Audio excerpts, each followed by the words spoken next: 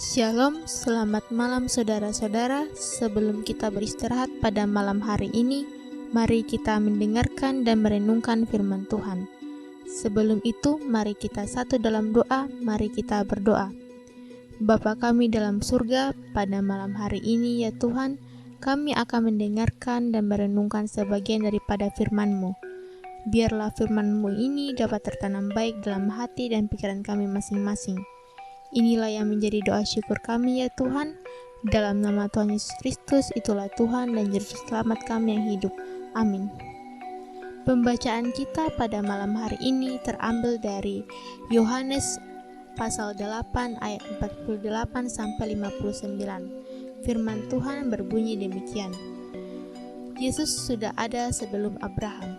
Orang-orang Yahudi menjawab Yesus, "Bukankah benar kalau kami katakan bahwa engkau orang Samaria dan kerasukan setan?" Jawab Yesus, "Aku tidak kerasukan setan, tetapi aku menghormati Bapakku dan kamu tidak menghormati aku. Tetapi aku tidak mencari hormat bagiku. Ada satu yang mencarinya dan dia juga yang menghakimi. Aku berkata kepadamu, sesungguhnya barang siapa menuruti firman-Ku, ia tidak akan mengalami maut sampai selama-lamanya." Kata orang-orang Yahudi kepadanya, "Sekarang kami tahu bahwa engkau kerasukan setan, sebab Abraham telah mati dan demikian juga nabi-nabi. Namun engkau berkata, barang siapa menuruti firman-Ku, ia tidak akan mengalami maut sampai selama-lamanya. Adakah engkau lebih besar daripada bapa kita Abraham yang telah mati? Nabi-nabi pun telah mati, dengan siapakah engkau samakan dirimu?" Jawab Yesus, "Jikalau aku memuliakan diriku sendiri, maka kemuliaanku itu sedikit pun tidak ada artinya. Bapa-Kulah yang memuliakan aku, tetapi siapa kamu berkata, dia adalah Allah kami? Padahal kamu tidak mengenal dia, tetapi aku mengenal dia. Dan jika aku berkata, aku tidak mengenal dia, maka aku adalah pendusta, sama seperti kamu. Tetapi aku mengenal dia dan aku menuruti firman-Nya. Abraham bapamu bersukacita bahwa ia akan melihat hariku, dan ia telah melihatnya dan ia bersukacita." Maka kata orang-orang Yahudi itu kepadanya, "Umurmu belum sampai 50 tahun, dan engkau telah melihat Abraham?" Kata Yesus kepada mereka, "Aku berkata kepadamu, sesungguhnya sebelum Abraham jadi, aku telah ada." Lalu mereka mengambil batu untuk melempari dia, tetapi Yesus menghilang dan meninggalkan bait Allah. Amin. Menolak kehendak Allah.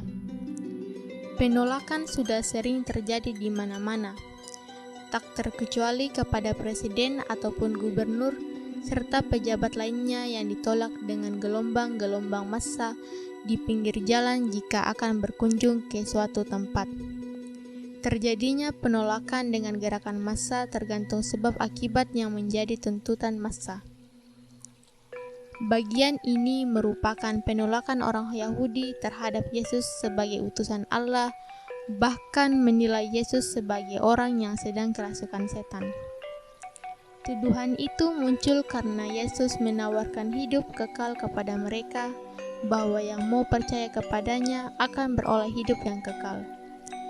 Dengan demikian, mereka menganggap Yesus telah menempatkan dirinya jauh lebih besar daripada mereka semua. Bagi orang Yahudi, Allah tidaklah demikian. Namun Yesus membela dirinya jika dia tidak sedang kerasukan setan, melainkan kehadirannya adalah untuk kemuliaan Allah, sehingga setiap orang yang menerima kehendak-Nya akan beroleh kehidupan yang kekal. Karena pernyataan itulah orang Yahudi bertanya apa dasar Yesus mengatakan akan memberikan hidup kekal. Disinilah perbedaan pemahaman tentang Abraham, karena orang Yahudi menilai Yesus secara lahiriah, sedangkan Yesus melihatnya dari sudut pandang Allah.